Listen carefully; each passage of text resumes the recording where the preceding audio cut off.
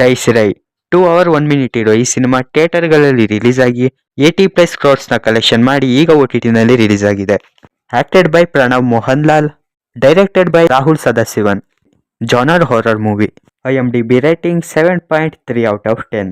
ಇನ್ನು ಈ ಸಿನಿಮಾ ಜಿಯೋ ಹಾಟ್‌ಸ್ಟಾರ್ನಲ್ಲಿ ಮಲಯಾಳಂ, ತೆಲುಗು, ತಮಿಳ್, ಕನ್ನಡ ಮತ್ತು ಹಿಂದಿ ಲ್ಯಾಂಗ್ವೇಜಸ್ನಲ್ಲಿ ಆಲ್ರೆಡಿ ಸ್ಟ್ರೀಮಿಂಗ್ ಆಗಿದೆ. ಹಾರರ್ ಸಿನಿಮಾಗಳನ್ನ ಇಷ್ಟಪಡೋರು ಈ ಸಿನಿಮಾನ ಹೋಗಿ ನೋಡ್ಬೋದು. The girlfriend movie run time 2 hours 30 minutes.